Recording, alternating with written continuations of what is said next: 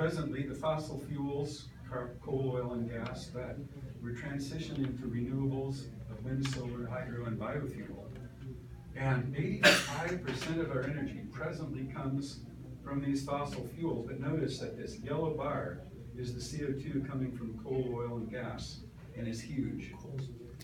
5% of the energy comes from renewables, and this is where we need to go to.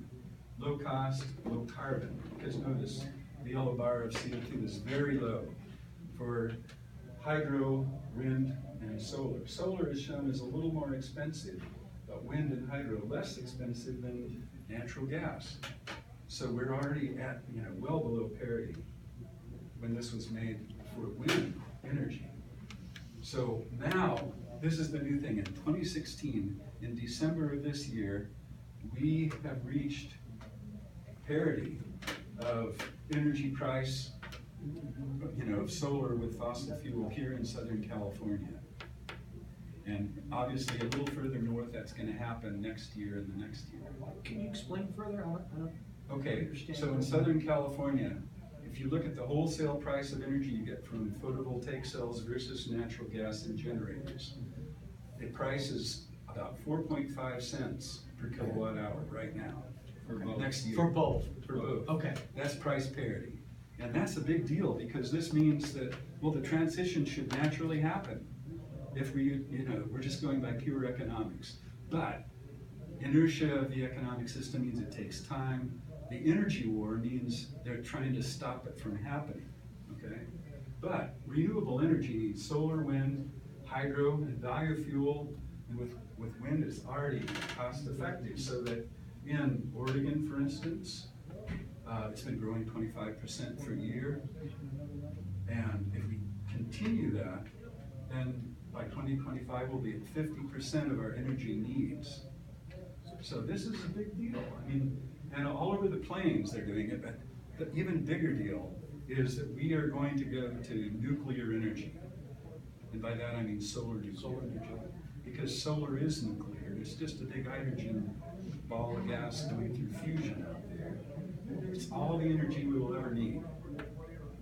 In fact, solar as photovoltaic is a win-win because it's free and the sun shines during the daytime only. So we have to store the energy in batteries for the evening.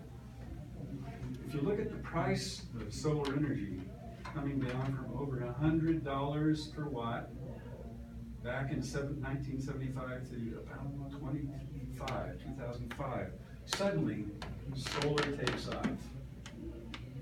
You have to get it below $1 per kilowatt hour. Well, it's even cheaper now. We are at parity with fossil fuels this year.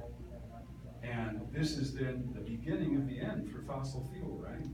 Think of it. So we're transitioning from fossil to solar, but the transition is taking too slow, taking too long because of the lag, the industrial inertia. So this defines peak oil, and it means that we're at peak oil. And the Saudis are blowing up their oil bubble because they want their oil to be the oil that's sold. So let's talk about that. Peak oil means that we're going to have fossil fuel divestment and investment in new energy. We have to divest from coal and oil and avoid stranded assets. They're not going to give up. So there will be energy. There are energy wars happening right now, and this is delaying climate action. Will it delay it past the point of no return?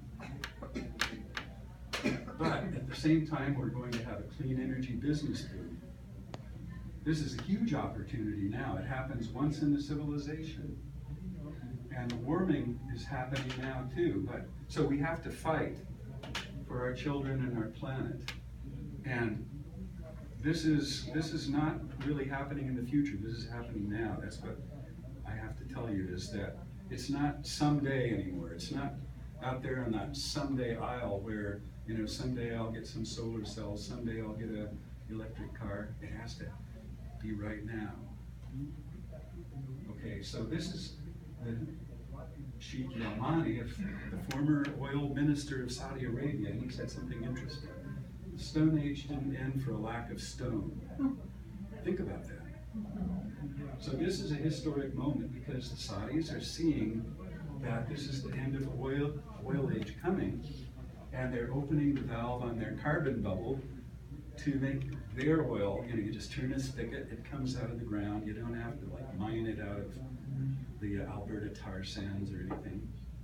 And they want their oil to be the oil that's sold, so they're selling it at less than $40 per barrel. That makes the expensive oil impossible to produce at a profit. So this is the end of the oil age.